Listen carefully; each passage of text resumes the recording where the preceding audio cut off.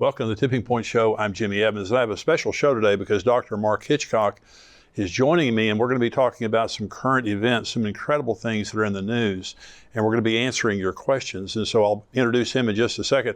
Let me say thank you to everyone who was a part of the Tipping Point Conference. It was fantastic.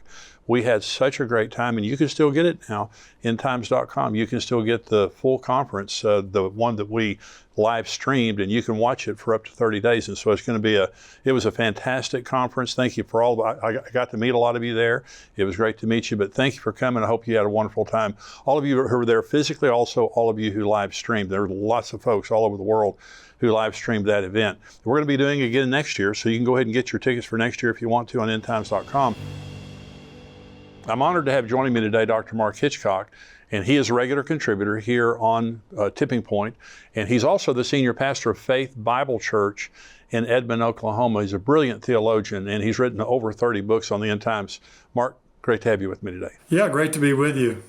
You did a great job at the conference. I thought your message on 2 Thessalonians was fantastic. I hope everybody that didn't hear it, I hope they'll be able to get to hear that, because it was, 2 Thessalonians is such a phenomenal text. It is. Related to the end times, and you broke it down so beautifully. Well, thank you. Yeah, there's a lot of unique stuff there, about the removal of the restrainer and about the rebuilt temple and also and about the Antichrist. So, yeah, it's a very unique passage. So, yeah, that's what I do here at the church. I go through passages of the Bible every week. So I thought at a prophecy conference, it'd be a good thing to do, just take a text and go through it. So I enjoyed that. Well, you're a theologian, and you've written over 30 books on the end times, and you have such a mastery of the topic. And, for everyone, it's just good to hear it laid out so carefully so that we can understand it. So we're going to talk about some issues that are in the news, and there's some unbelievable stuff. I keep thinking every week, I'm going to run out of things to talk about, and every week I look at the news like, oh my gosh. Yeah. So this is the article, the title of this, and this is Prophecy News Watch, is How a Cashless Society is a Precursor to Enforcing the Mark of the Beast. Now, this is amazing. Let me read some of this article. Joe Rogan is a comedian, podcast host, and UFC commentator. His podcast, which I do not endorse with the rank language he often uses, and I'm reading from the article here, has over 15 million subscribers. He's a major influencer in our culture today, and an unbeliever. A couple of weeks ago, he had a guest named Duncan Trussell, who is a stand-up comic, writer, and actor. Surprisingly, they discussed for quite some time how a cashless society is a precursor to enforcing the mark of the beast. During his program, Joe Rogan asked, how long before we're a cashless society? Trussell responded, hopefully forever. It is so scary to imagine losing privacy completely, because every transaction is in the public eye and is observable. This is where I get scared, because it is too similar to the mark of the beast. Now, these are two unbelievers talking. Yeah, sure. It's too similar. That's amazing. He says it is too similar to exactly what the Bible says in the book of Revelation. You won't be able to trade. You won't be able to do anything unless you have the mark, unless you bear the mark. This response led Joe Rogan to say, how's the mark of the beast described in the Bible? I think we're onto something here. Rogan then pulled up the Bible and read from Revelation 13, a section that describes the coming false prophet, a kind of second in command or the lieutenant of the coming Antichrist, who is going to make an image to him. The influential podcast host read this entire section live on his broadcast. This is a well-known unbeliever talking at length about the mark of the beast, reading the book of Revelation, making this connection between a cashless society and the rise of the Antichrist. On the heels of that conversation, the new Amazon One technology is about to go nationwide. And then it goes on to talk about all the different cashless mechanisms that are coming into play at ballparks, at grocery stores, and all the things like that. Isn't that amazing, Mark, that Joe Rogan and his guests will be talking about the mark of the beast? Well, it is. It just shows how there's just kind of this collective sense out there that people have that where this world's headed, and we're getting near closing time. I thought it was fascinating. I listened to that. I don't listen to Joe Rogan all the time, again, because of what the person said. A lot of his stuff's a little bit rank. But I listened to that, and one of the things I thought was fascinating is he even was trying to pronounce the Greek word charagma, which is the word for Mark. And he was trying to figure out, what that word means. And I think somebody must have texted him while he was talking there. And he kind of gave a little bit of that. But then he talked about how, like it's a tattoo or a brand or something like that. So, yeah, it's just, out there in our world today, you have people who don't even know anything about the Bible at all. Yet they know about this idea of the mark of the beast. They know about this coming cashless society. And it's something they're openly talking about. It's just another, kind of indicator of where our world is today. Well, I'm very excited to announce that we have a pastor school that's coming up October 10th to 12th right here in Southlake, Texas at our XO Marriage Center. I want to invite you to be there. I've done these pastor school now for many years, and I love teaching church leaders. This is for senior pastors, church leaders of all type, how to have a healthy church. That's what we're going to do. We're going to be talking about church government, philosophies of ministry, assimilation, how to bring new people into your church and get them assimilated in, how to take care of yourself as a leader, and many other topics. Now, this is a small group that we're going to have. It's under 100 people. It will fill up very quickly. And so if you're planning on coming, you need to sign up very quickly. And so under 100 people, we're going to start on Tuesday night, and we're going to have just a meet and greet around, 4 o'clock in the afternoon. My son Brent and I are going to greet you, and then we're going to take you on a tour through our XO Marriage Center, and then we're going to go eat dinner together. Then the next day, we have teaching from 9 to 4 with a lunch break. And then the final day that will be on Thursday from 9 to noon, and then we'll be finished there at noon. So this is a day and a half conference. We'll begin on Tuesday night with the meet and greet, then a day and a half conference. We're going to have a lot of sessions teaching. We're going to have a lot of Q&A. This is very interactive, so this is not all just teaching at you. There'll be teaching, but there'll also be a lot of Q&A and a lot of interaction, and that's why we're keeping the group small. So this is going to be beginning now on Tuesday, October 10th, October 11th, and October 12th through noon on October 12th. I want to see you there. If you're a church leader, you need to come, and you need to sign up very quickly. You can go to pastorschool.com to sign up. It's $299 a person, but if you bring a group of 5 or more, it's $199 a person. You can bring your whole team. You can bring your whole crew if you want to, or you can come by yourself or just as a couple. And again, we've done this for many years, and churches are transformed. I've pastored for 30 years, if you don't know that. And the church that I pastored grew from 900 to over 10,000 during the time that I pastored, and it was a healthy church. Now, Pastor Jimmy Witcher, who's coming to teach at pastor school, he still pastors that same church, and it's still a healthy, thriving church. We want to teach you how to do church. We want to teach you how you can succeed. We have a session on finances, leading through the finances of your church, how to be a financial leader at any level that you're at. So this is going to be a very practical time of teaching you the things that we know, and also answering your questions. If you have something that you're dealing with, come and you can ask a question, and we'll help you with right there where you're living. Pastor School coming up October 10th through 12th, right here in Southlake, Texas, at our XO Marriage Center here. I want you to be there. Go to pastorschool.com to sign up. God bless you. If you understand the implications of a cashless society, it's terrifying. Oh, yes. Because the COVID told us that the dictatorial nature of much of the government. In fact, the world government today is dictatorial. The World Health Organization, the World Economic Forum, the United Nations, they want to dictate to us. And this is an article, and I think you've got one like it there. UN's vision of the future, one digital ID to rule us all. And I'm reading from the article now. The United Nations recently published 3 new policy briefs to provide more detail on certain proposals contained in our common agenda. The UN Secretary General's vision for the future of global cooperation that will be decided at the Summit of the Future in September 2024. These briefings, a global digital compact, reforms to the international financial architecture, and the future of outer space governance sets out a chilling course for the future.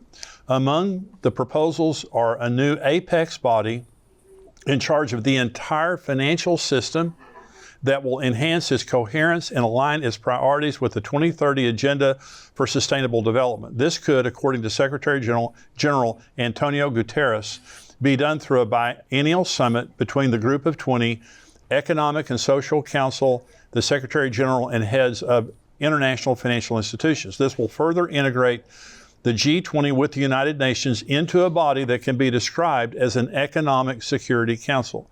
It also seems like a perfect nest for the apex predators that run the international banking system. A vital part of the agenda is also a digital connectivity and the establishment of a global digital compact. This can be described as a cybernetic organ consisting of a digitally connected network of people, entities, devices, and things that can easily be directed by those who run the system. And then goes on to talk about the last of this article, a digital ID can help unlock new opportunities, but can also introduce risks and challenges that can be used to undermine human rights, for example, by enabling civil society to be targeted or select groups to be excluded from social benefits. This is the mark of the beast. I mean, this when I read that, the UN, in conjunction with the G20, and international business leaders are coming into a digital global compact, and they will decide the values of the financial system and who can use that financial system. That's right. And China already has all these things in place too, so they would join with that easily. But yeah, there's an article that I ran across, the same thing. It says G20. They met in India just this last week, unveils global digital currency plan. And that says that G20 leaders agreed to build infrastructure for digital currencies and IDs. So along with these IDs, you have a digital currency where they're able to, track your money, trace your money, control what you spend. Your money is expirable. But it says at the G20 summit in New Delhi, leaders from the world's leading rich and developing nations have agreed to a plan to implement digital currencies and digital IDs. This comes amid concern that governments might use digital currencies and IDs to monitor their people's spending and crush dissent. Well, that's exactly what the point of it is. So, people already know what it's about before it even happens. But they'll implement then probably something like China's social credit score, decide how people can spend their money. Yeah. So all of this, coalescing, you have these IDs, but then the digital currency along with that is exactly what they need. And it's a lot easier to control the world economically than it is militarily or politically. That's exactly right. So the economic feature of this, and that's why it's called the World Economic Forum. It's about economics, that they want economic control to begin with and these global IDs. And once you have that, then basically you're able to subjugate really the entire population of the world. Absolutely. Well, the World Health Organization is trying to get a treaty passed that would give them global governance, not the elected leaders. This would be over the United States, over all the countries of the world. If this treaty goes through, and they're trying to get it through by 2024, and I'm going to have Michelle Bachmann, former Congresswoman Michelle Bachmann, on the show here in a few weeks, and we're going to be talking about this. But everything is looking forward to global control. The World Health Organization, the World Economic Forum, the G20, the United Nations, they're all talking about digital, and the World Health Organization is talking about a digital passport that you can't get around. You would not be able to travel unless you've been vaccinated or been boosted or whatever. They'll make the rules, but they can unilaterally come into any nation and declare an emergency and shut them down, shut the schools down, shut the businesses down. It's unbelievable. Well, and you mentioned the year 2030. It's interesting how often that date keeps popping up. Climate change, people are saying that, 2030 is the year it's going to be irreversible. Kind of to use the title of your book, that's the tipping point. The year 2030 is going to be this climate change tipping point. Just this week, you have Saudi Vision 2030. You have the Agenda 2030 of the World Economic Forum. You have the 2030 Agenda of the United Nations. You mentioned that date a bit ago, and I think there's even Egypt Vision 2030. Everybody seems to have 2030. Everything that's out there, it's all happening by 2030. I just think that's interesting. You have this date that's out there that all these key issues are tied to. The World Bank has called for all the countries in the world to implement universal health care by 2030. The World Health Organization and UNICEF want global access to basic sanitation, which certainly we're all for, but they want that by 2030. So you can just go through and put in 2030 and just find out all these different agendas that really coalesce around that year. It's interesting. Why that year? Why has that year been picked? Well, that's very interesting. This can't go on forever. The technology, the world events, Iran, Russia, you look at all the things. It is coming together. At some point, it's going to let go. Ray Kurzweil, by the way, Mark, he's the chief engineer for Google, He said by 2030, humans will be hybrids. They're looking at, by the time we get there, that we'll begin to interface. It will be common by that point. Well, you know, Elon Musk has Neuralink, the chip that goes in your head, which has some good uses, Parkinson's and that kind of stuff. But he also wants to put that in children's brains and to link them up to the cloud so they can be educated dramatically faster. And so there are some very, you put that together with AI, that's a pretty, scary kind of a deal. 2030 is 7 years from right now. And so it would be interesting to see, you know, if by 2030 we're in the tribulation or, you know, getting close to the tribulation or something like that. But everything is coming together and everything is getting worse. I don't see anything getting better, including the church. Now, there are places in Iran, for example, there's a revival in Iran, but you look at the church in America, we're struggling. We're losing members.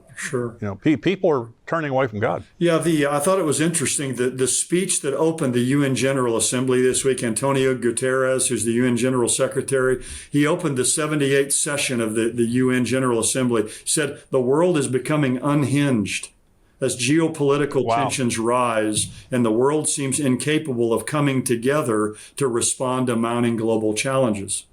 So, you know, the world's becoming unhinged. Well, we see that, but the world's incapable of coming together to respond to these challenges. Well, one of these days after the rapture, the world is going to come together.